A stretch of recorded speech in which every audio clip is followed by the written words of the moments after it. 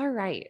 Well, thank you so much for joining me. Today, we're going to learn how to buy your first investment property or your next investment property in the next 30 days. So, we're going to begin by understanding that mindset is the most important part of investing. So, we have actions that we take, but they're all stemming from your mind. And so, for your business and your investing to grow, your mind also needs to think differently in order to take action and purchase properties. So I'm going to begin by, this is going to be very interactive. So that's going to be really fun. If you're available to, you could unmute yourself, take yourself off video, but otherwise you can just be thinking in your own mind what your answers to these questions are. And then I'll send out an email tonight with a PDF with all these questions that you can ask yourself. So first, we want to start by looking at what your beliefs are about yourself as an investor. So each of us has default beliefs that we run our life by that we don't even probably know are there. And so we want to uncover those default beliefs. Welcome. And we want to be able to see them and take them out in the open and look at them and decide, do I want to believe that on purpose? So first, we want to uncover what you believe about yourself right now as an investor. So I was going to see if anyone has thoughts on that. I will go first with some that I've heard from clients that I've worked with. So the first one is, I'm a beginner investor. And I'm going to tell you a story about this because this is someone that I met and he kept saying, I'm a beginner investor. And when I actually asked him what properties he owned a lot of properties. And so this was an example of when sometimes your self-concept doesn't match what's actually reality. And so you get to decide what is true for you. So when we decide what we think about ourselves as an investor, we get to create our truth, and we want to create a truth that is useful to us. So here were some. I'm a beginner investor. I'm new to this. I'm confused. I don't have any value to offer, someone told me. I think he called it adjacent value, meaning like there's nothing new about what I'm offering. And then the other thought was, there are investors who know more than me. I can see your chat. Yes, that's awesome. No worries, Valerie, but feel free to participate through chat. So does anyone have a thought about themselves as an investor? And it could be positive, or it also could be a more limiting one, like the ones that I've said. Does anyone want to share? I'll go. I mean, I've talked before about it. Yeah, go ahead. So my thought is that I'm too nice to be a landlord. Okay, so interesting. Yeah.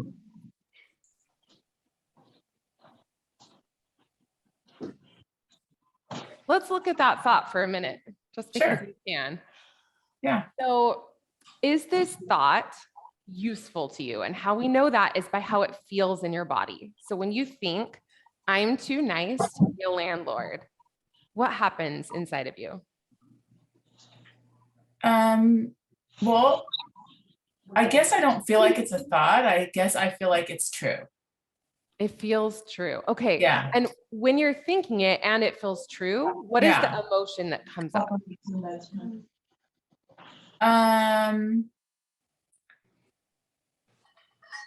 Like I had this, it's a challenge, or like I'm rejecting investing. I guess I can't tune into the feeling without looking at my feelings wheel, but yeah. So yeah, I would say just like pushing it away. Mm-hmm. And it sounds like overall that's a closed feeling. Yeah. It feels closed. So that's a way that we can know if the feeling is useful to us. When it feels closed, it's often not going to be useful. Right. Okay. So it's just good to be aware of that. This is a thought, or a thought that may not be useful. I'm too nice to be a landlord, even though it says the word nice. Yeah, for sure. That makes sense. So it seems like it should feel good, right? Yeah. Okay. Yeah. If anyone else has one, you're welcome to put it It in the also chat. makes an assumption, right? It also makes an assumption that landlords aren't nice. Oh, that's so interesting. Yeah. So that's also an interesting thought. Yeah. Yeah. So That's just good to be aware of. And sometimes we don't have to change it. We can just be like, oh, there I am I'm judging. thinking No that. wonder I don't want to be a landlord. I assume Right. that landlords aren't nice, right? So Absolutely. yeah, that's Absolutely. interesting. Yeah. Okay. So we've learned, and you might already know about affirmations. Affirmations are something that you don't yet believe that you want to believe about yourself. And then you use mentally rehearsing those over and over in your mind until you believe them. But we know from positive psychology that sometimes that's actually not helpful because your brain goes to work to prove the opposite. What is your current truth, right? Like, Audrey, you might be looking around and notice all the landlords and every landlord who is not nice in some way, and your brain is constantly finding evidence for that so that you don't have that cognitive dissonance, because we tend to just enforce our beliefs over and over again. So I have a different thing that we use that's not an affirmation. And what's brilliant about it, it's from my coach. It's called an intentional thought creation. So we are able to create and rely on thoughts that already work and that we already believe in our brains. So you can go inside your mind and ask and mine your brain for the beliefs that serve you that you already know 100% totally true. So we're going to practice that. We want to look at, what do you already believe about yourself as an investor, even if you've never bought a property? That is who I wrote this whole thing for, is someone who has not even bought a property yet. What can you believe about you as an investor? And if anyone has a comment, you're welcome to say it. I'll give a few examples that I like thinking. So the first one is, I am an investor.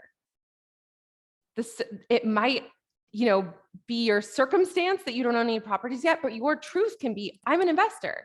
An investor begins by looking at properties. Valerie said, I'm dedicated. That's a great one. Notice how it feels in your body. I'm guessing it feels open. Another thought that I like is, I will figure it out. I like to think that about myself. I will figure it out. I am solution focused. No one else sees the possibility that I see. Another one is, I am driven. That feels like truth to me in my body. If I have a goal, I will find a way to reach it. So kind of relying on your resourcefulness, your figure it outness, your your ability to problem solve. That's something that I go to when I think about myself as an investor. This is kind of a side note, but my other thought is, when my brain offers me confusion, I don't stay there. So our thoughts are not always truth. We can decide what we want to think when doubt comes up, when confusion comes up. And that can be part of your identity as an investor. Okay, here's an even more tricky one. What do you know about the market?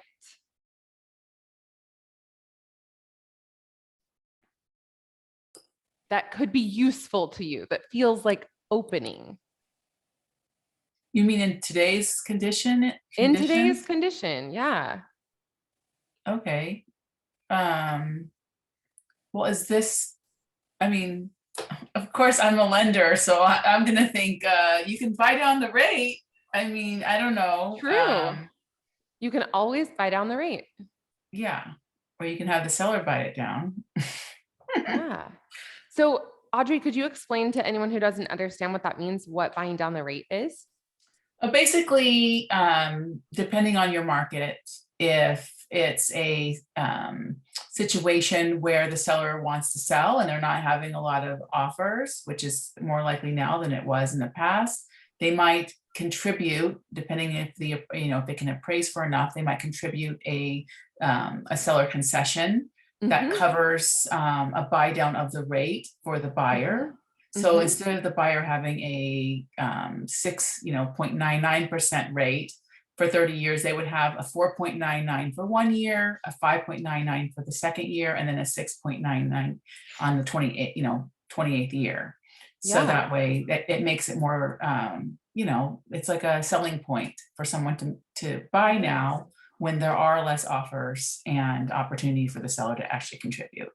Yeah, that's such a great idea. I had not even thought of that personally.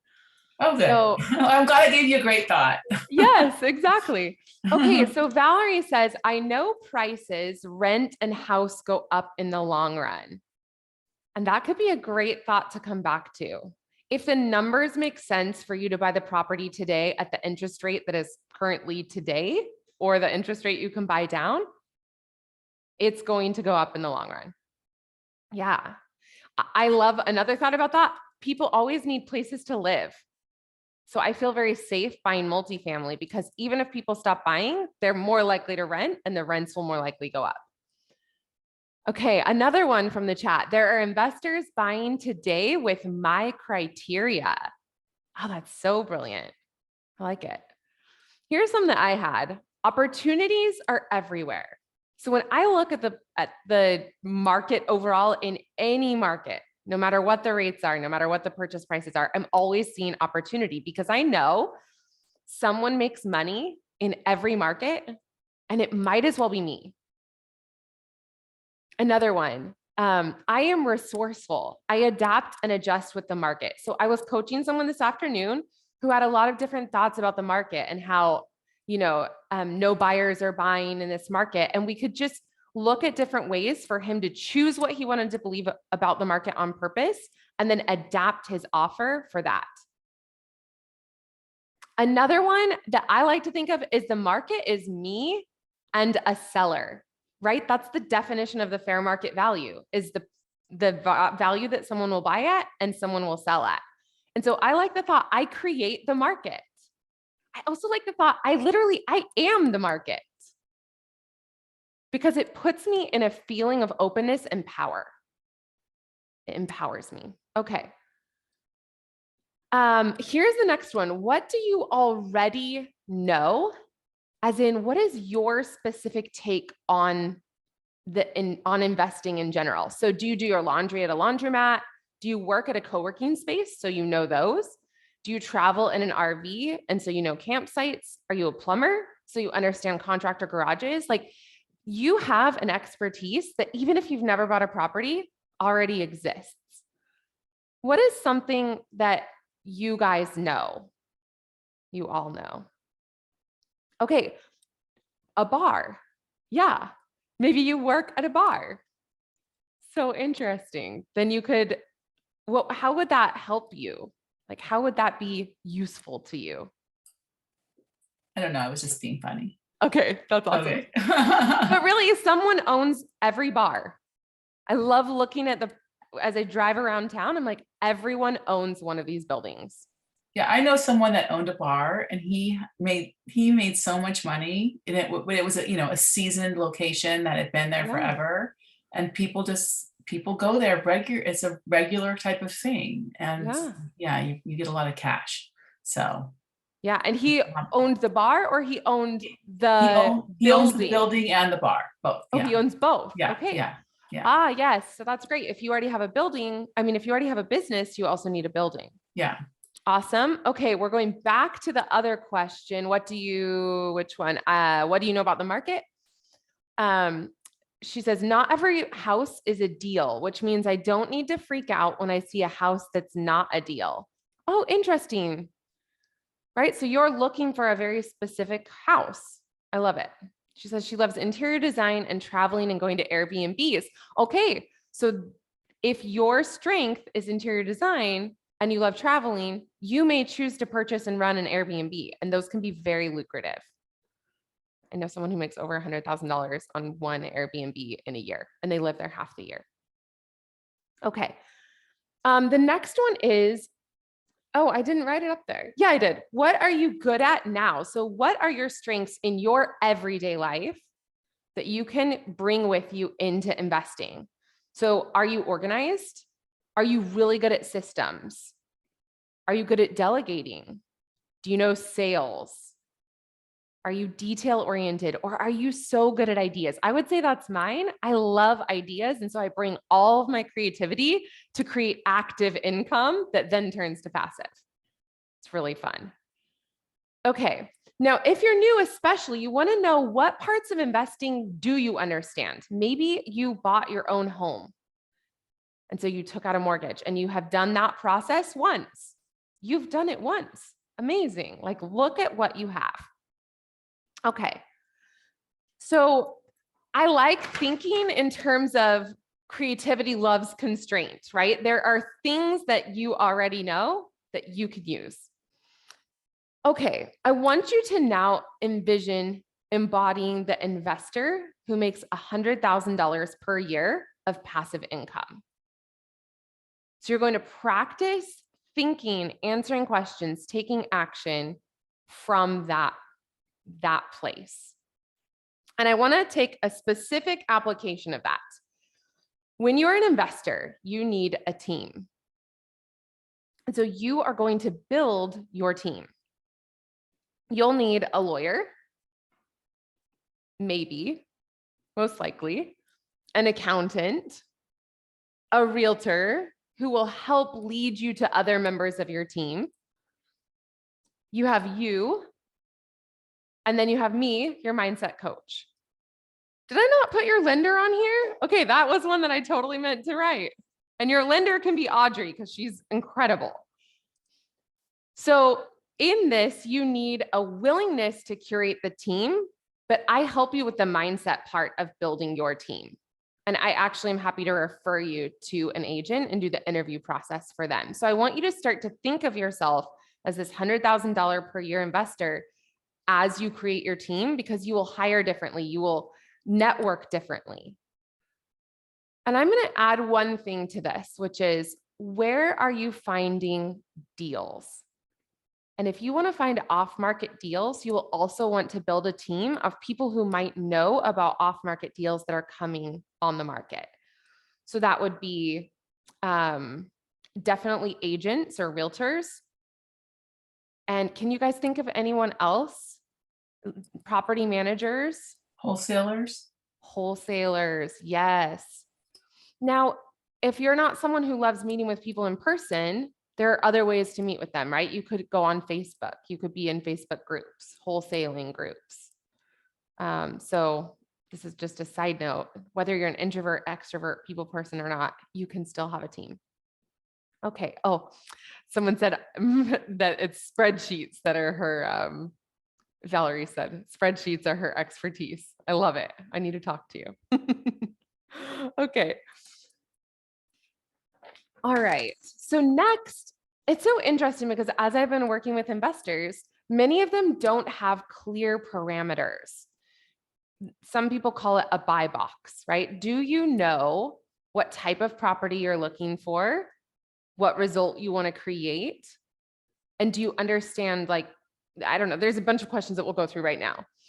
But here's what I want to say. There's the facts of your life, the dollars that you have, the time that you have, and your bandwidth mentally, which isn't a fact, but it's your thought about how much mental energy you have. And if your thought is it's not enough, that comes up a lot with investors.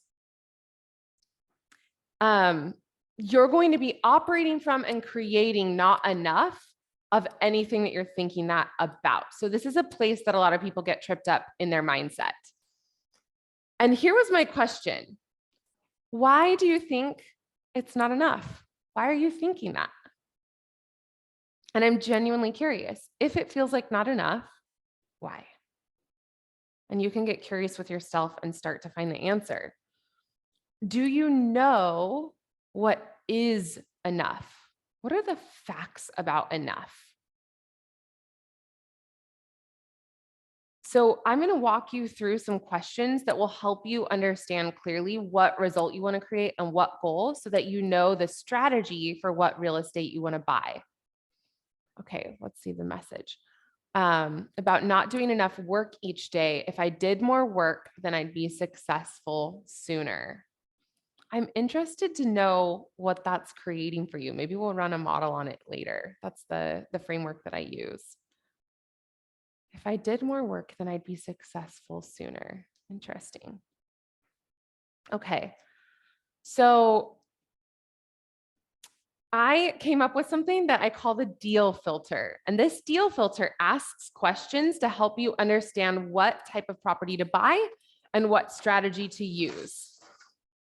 So here are some of the questions you're going to ask yourself.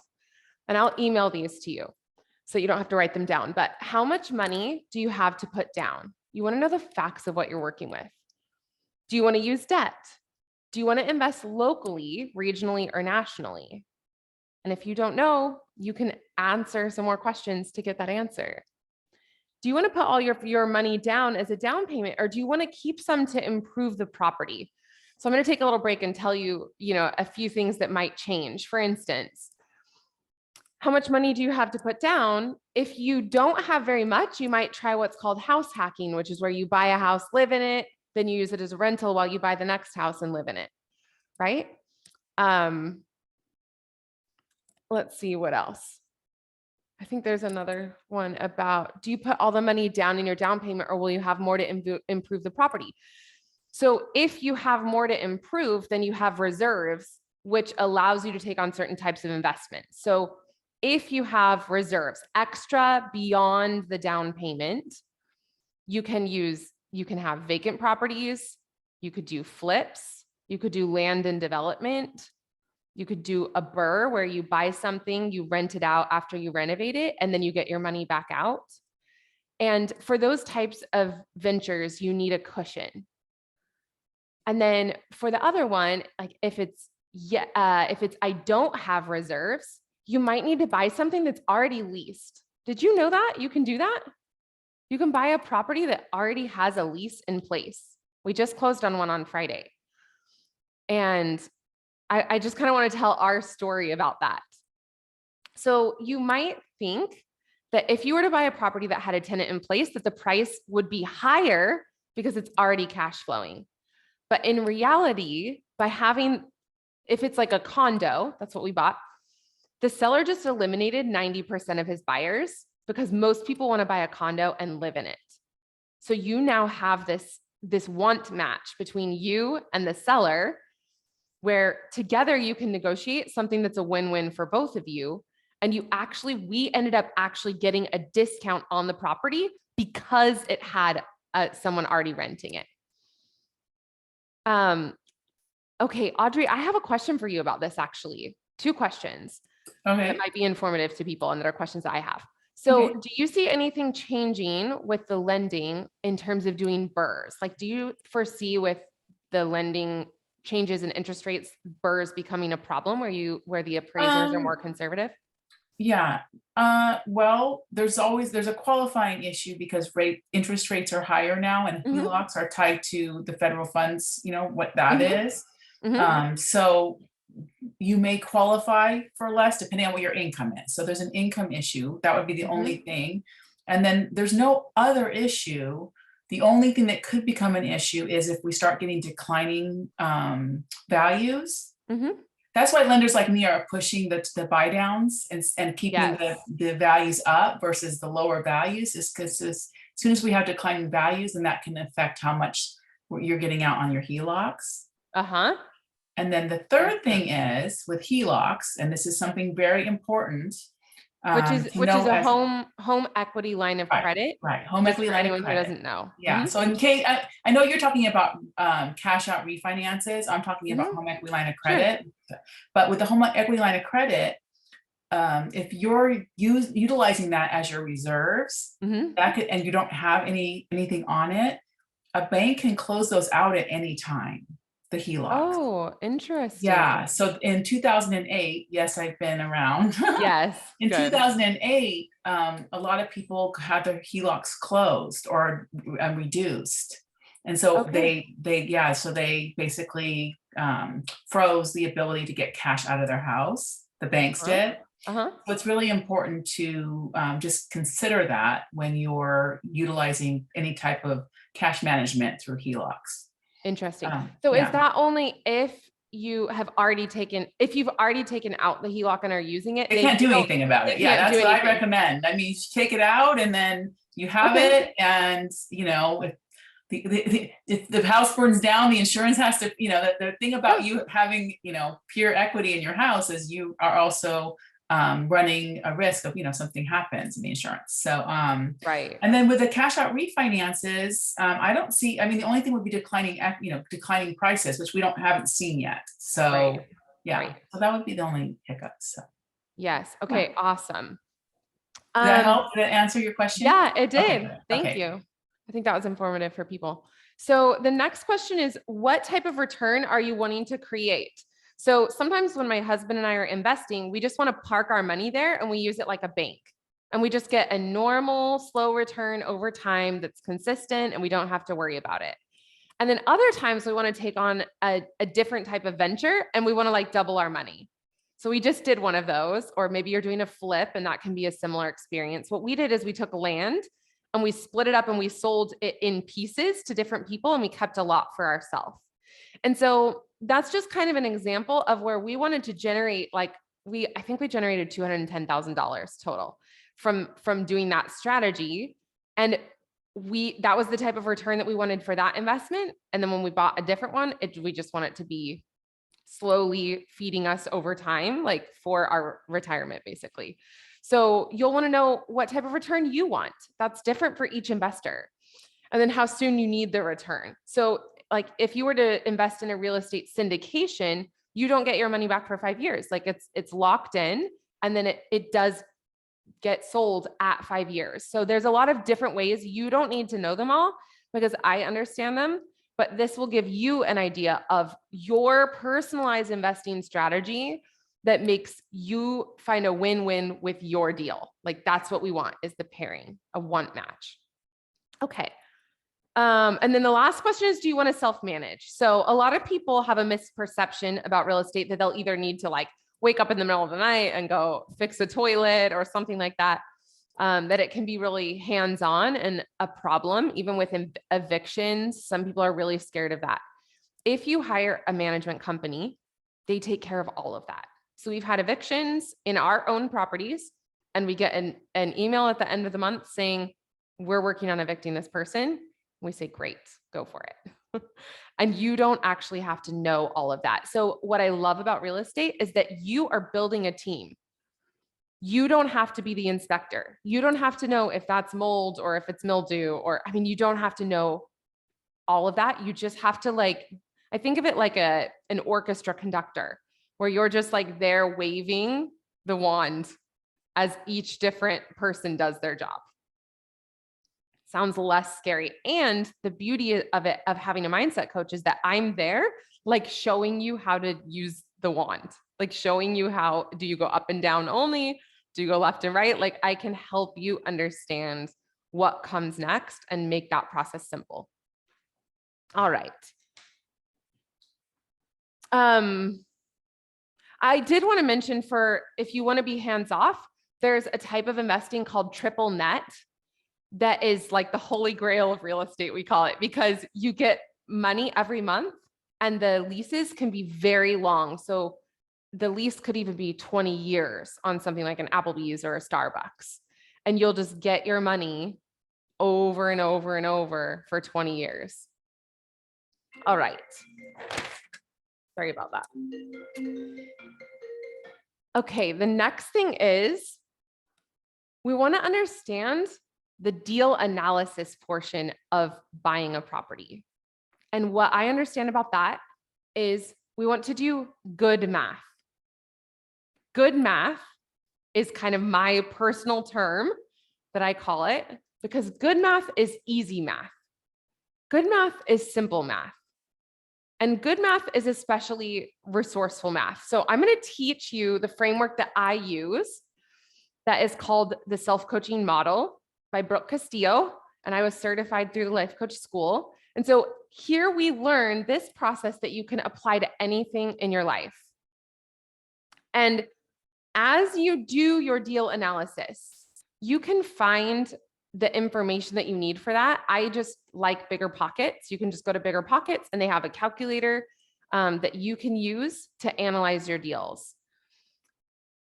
When I work with you, I give you ours, but also I want to help you understand that when you have a question, like, will the property taxes go up when I buy the property? Or how much do I assume for vacancy? Or you might even wonder, what do I assume in the first place? We want to put that in your action line, right? So you are going to take the action of figuring out, let's say you're going to assume the rent. So how much the rent will be every month. That is a number that you will need to fill in this deal analysis. When you're asking yourself, what will the rent be? You want to know what you're feeling and what you're thinking as you're uncovering those numbers. So the way to do that is I like to put it in this model. So here's the model. The C is the circumstance. It's the facts. So you want to understand what the facts are. The fact is, I'm analyzing a property. And then you want to know what your thought is and your feeling about the process of finding a number. Because if you come to look for the rent and you're thinking, I have no idea what these rents would be, I don't even know where to start, you're not going to be very successful in finding a realistic rent. You're probably going to go watch Netflix. It's much more likely when you feel overwhelmed about finding a number. So if you were feeling overwhelmed, you might have the thought, I don't know where to start.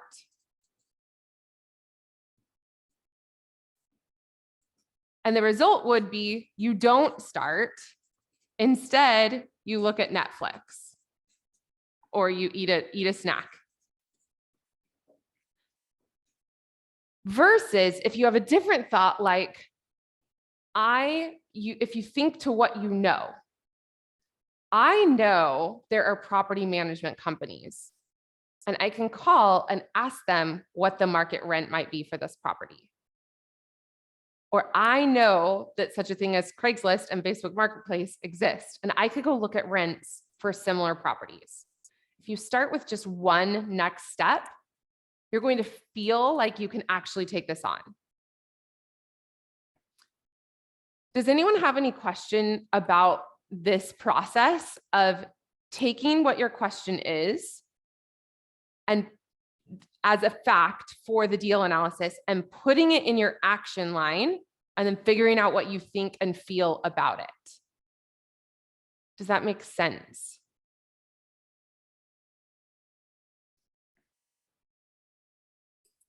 It does. Can you, I mean, to me, I'm just curious, how is this, is it useful? Because then we're not going to do the Netflix and the eating.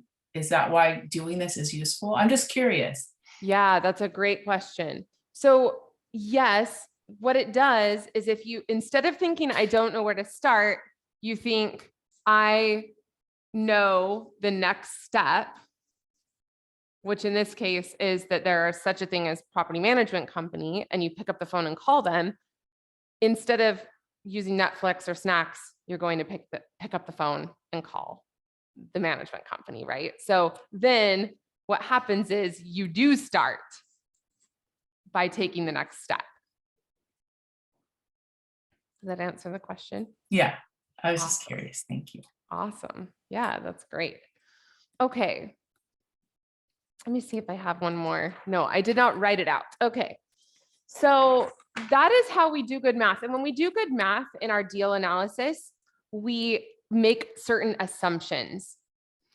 And when we make these assumptions and we decide, okay, this is a good enough assumption and I feel good about purchasing this property, so I'm going to go make an offer. We sometimes get frozen at that point and we don't make an offer. And so I want to talk about why we might get frozen. And I want to tell a story from my personal life, which is a thought that my husband and I had and we both believed. So I started investing when I was 14, and we bought another property when we were first married. Then we decided that we wanted to move from Silicon Valley to Wyoming in order to make a purchase, like in order to start investing because the property prices were lower. But we kept a thought with us that was so not useful. And our thought was, we have one bullet, and the money that we had in the bank as our down payment, we called our bullet. And so as we analyzed literally hundreds of deals over a 3-year period of time, we were thinking we have one bullet. And that felt like pressure to us. It felt like this has to work. And I've worked with so many investors who have this same thought. This has to work. My future real estate investing career begins on it, or like is determined by the decisions that I make now. And it feels so intense for them that they set their parameters at something that's not really realistic, and they look for like one specific really good deal. So we analyzed hotels, we analyzed gas stations, we analyzed flips, we analyzed multifamily properties. Like we looked at all the properties, but our standards were so high because we felt so much pressure that we didn't buy anything for 3 years. And when I became a life coach, I understood that that type of thinking was creating pressure and it wasn't getting us where we wanted to go. And as soon as we switched that thought and removed the pressure and stepped into like abundance, like it's going to be okay, let's just buy a good enough property, we bought $6 million of properties in only 3 years. And we now are out of the rat race. We make $112,000 per year passive after tax and after loan payments and everything. Like we literally could quit our jobs and live meagerly, but we could live off of that. And it was that one thought and that one ideology that I see in so many investors that I work with. When they're feeling analysis paralysis and they're not taking action, it's because they think it has to work. So interesting, right? Okay. So we want to understand before we ever take action, if this deal analysis works, and if the property pays us forever and it's a wonderful experience, or if it doesn't work, how am I going to treat myself? Right? So this is like a meta skill of understanding how to not mistreat yourself, how to not bully yourself, how to not second guess yourself. Because we second guess ourselves because we think we're in fear of how we'll treat ourselves if we make a purchase. So tell me if a deal went south, like if you bought a property and something bad happened, what might you think about yourself? Like, what might you tell yourself? Does anyone have a sentence that they would say? I messed up. Yeah. Anything else?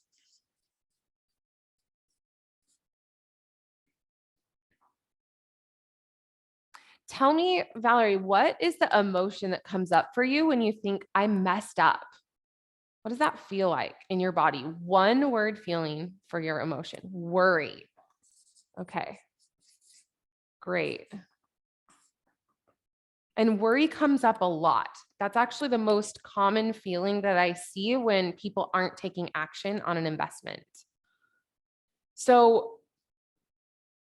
if you're in fear of telling yourself you messed up and you're feeling worry, you're not going to take action and move forward, at least not quickly and without drama. So what else could you tell yourself ahead of time that would feel better than I messed up? And I'm going to give you an example. So before, I'm going to actually get my notebook. Before I taught this class today, I decided this will be the best masterclass I've ever taught. And that one didn't actually feel good in my body. It felt like tight, like I didn't believe it. And so I had to give myself another thought that I actually believed, which was this masterclass is exactly the masterclass I need to become a master coach. That felt open to me. That felt like, yes, I totally believe it. And I could decide about this class before I'd even given the class, what I would think and tell myself about the class afterwards. So we can do this with investments too. You can decide, I'm going to buy this property, and afterwards I will tell myself blank. Does anyone have an idea of what you might tell yourself?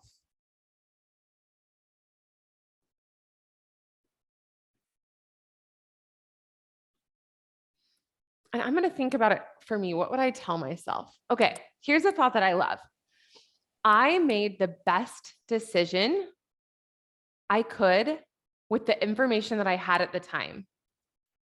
So even if the deal didn't make money, I would think that thought and I would feel more open. Let's see what else. Oh, you like my thought. Awesome. This doesn't have to fail. Yes. How does it feel in your body? This doesn't have to fail. Valerie, can you put the answer in there? Curious and open. Brilliant. Okay. And is it believable? Answer that question.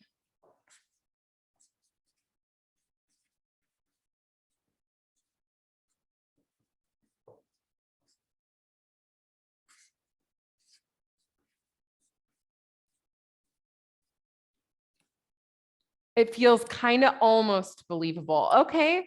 So I want you to try and put that on a scale of 1 to 10, with 1 being, I don't believe it at all. And 10 is like, it's my truth. My name is Valerie. It's a 7. Okay, great. So I like to work with thoughts as long as they're an 8. That is what I decided is believable enough for me that I don't need to change it or alter it at all. So I want to go to a thought that feels a little bit more believable for you. This doesn't have to fail. What feels 10% less shitty? Can you think of a thought that feels 10% less shitty than this doesn't have to fail? Or maybe even a little bit better is how you see it. And it might take a minute. I'm gonna think about it for a minute and give you some suggestions.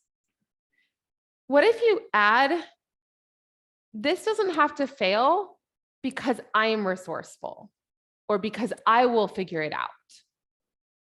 How does that land for you, Valerie? This doesn't have to fail because I will figure it out.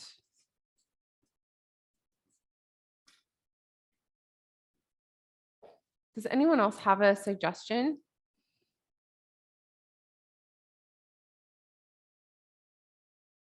It's like, I'm not 100% sure I know how to figure it out. Not even 8 out of 10. Okay, so yeah, that's not going to be the answer. I made the best decision I knew at the time. Okay. And how does that feel for you in your body? To me, that feels like understanding and love.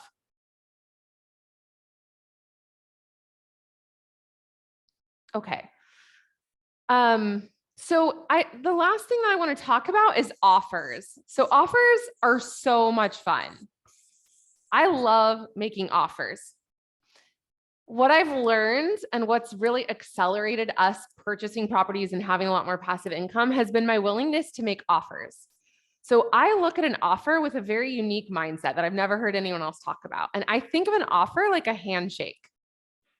So when I make an offer, it's like, would you like to sell me this property at this price? It's like, I just want to like shake your hand and start getting to know you.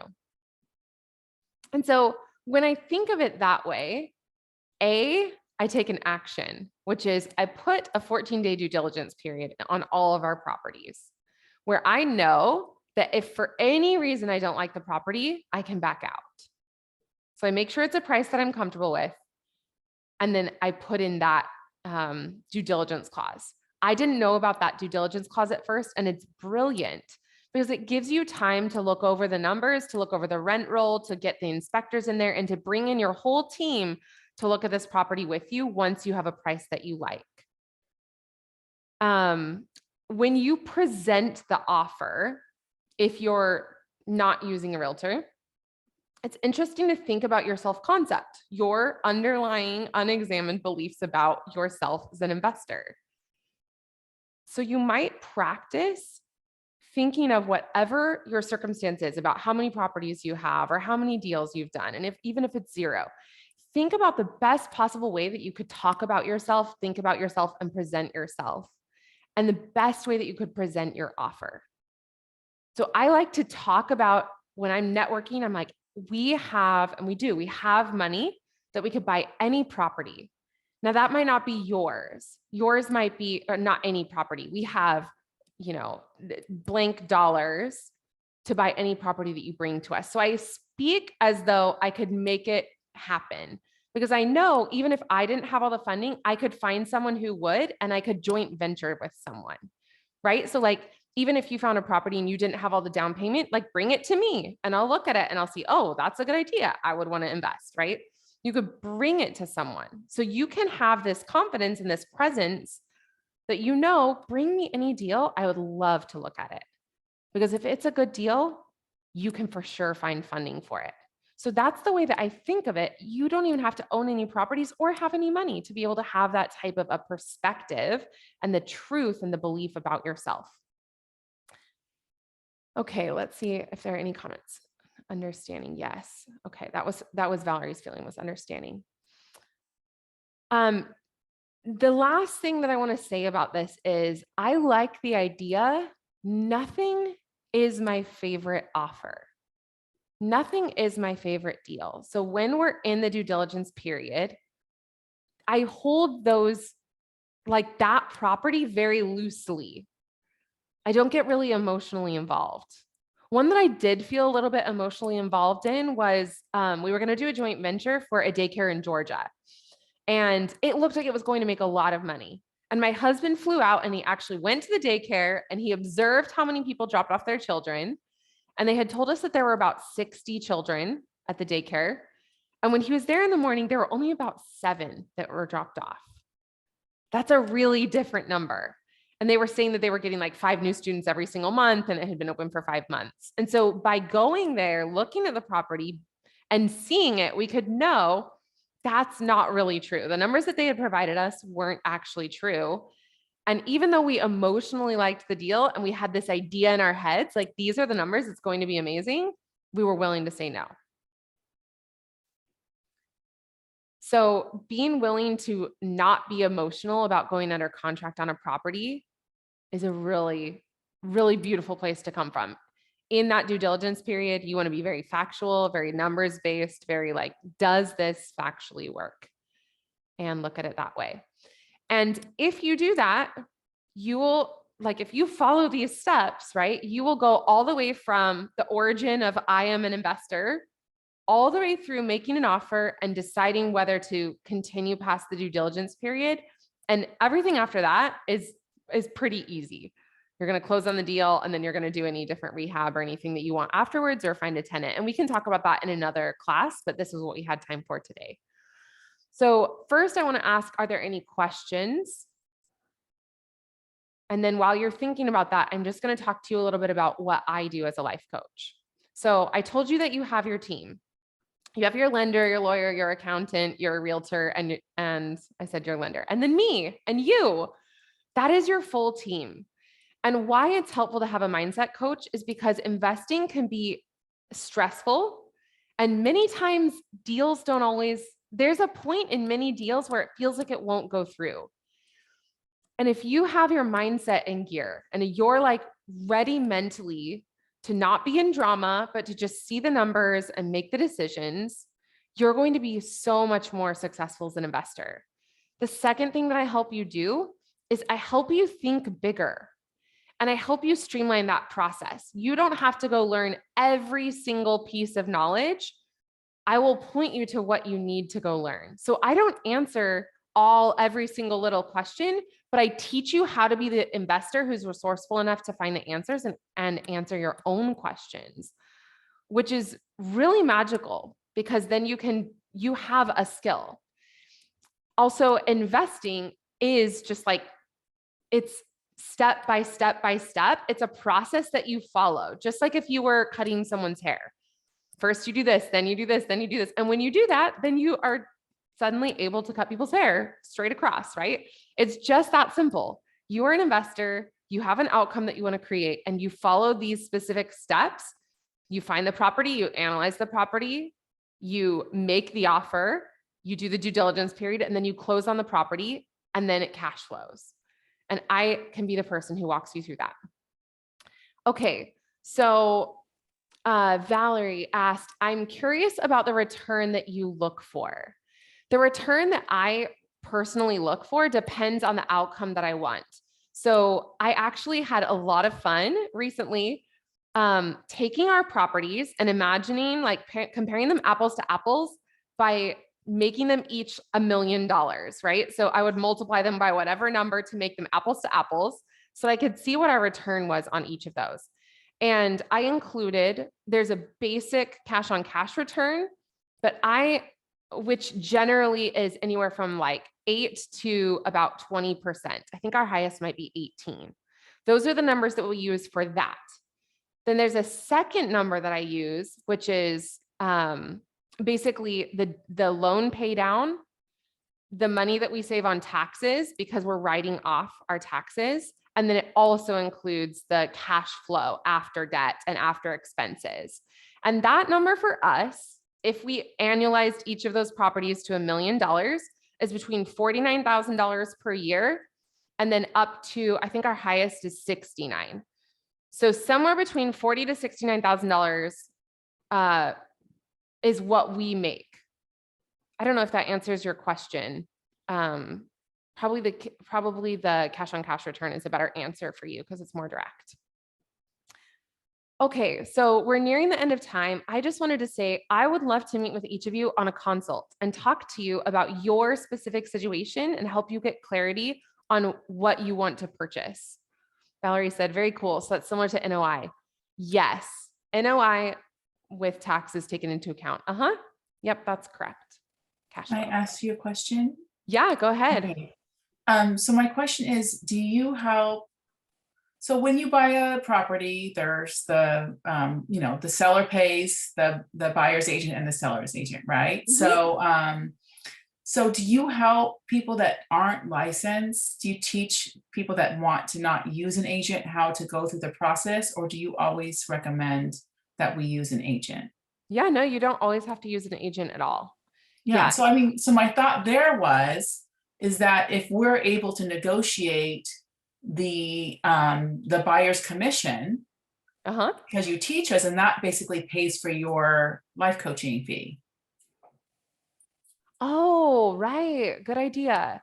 Well, I'm just thinking about out loud of ways to overcome, like if people are, thinking, that's such a good why would I idea. hire a A life life coach? coach. Well, because you're going to teach us a skill, and then that we Yes. pay for that by learning how to handle it ourselves without an agent. So I was just thinking out loud on that Such a one. great idea. Yeah, I love it. So what Audrey's saying is you could purchase the property and they almost always have a 2.5% buyer's agent commission or some number around there built into that property. And that 2.5% is often $7,000, $10,000. And that would more than pay for your time with me by far. So you could actually make money, even if we just implemented that one simple strategy. There are so many ways, so many opportunities for you to make money. Okay, Valerie just said, not that I'm discouraging people using realtors, please. Yeah, no, that's yeah, great. I'm just saying, I'm just thinking of a way, to pay and then for I have another life question. coaching. Do you think that your fee would also be a tax deduction? Or have you asked? I have not asked that question. Yeah, that would be a really interesting question for someone on your team. Yeah, I'm just curious. Yeah, thank you. Yeah, all right. I would assume I do not see why it could not be considered a business expense. Like when I have my coaching business, I pay my coach and I consider that a business expense that I write off. So yeah, that's also a really great insight. Thank you. Yeah, so many ways to make money. All right, so I would love to meet with each of you on a consult. I'm going to ask you to email me rather than asking you for your email. It's alyssa@alyssaholbrook.com. And that's my email where you can contact me to book a time where for free, we sit together for 1 hour and we talk about your situation and getting you from where you are to owning a property in 30 days. So send me an email right now if that's something that's interesting to you. And I will send out an email with with this questionnaire and PDF form for anyone who's interested in doing the work on their own. So thank you so much for coming, and I'm excited to talk to each of you. Have a great night. Bye. Bye. Thanks.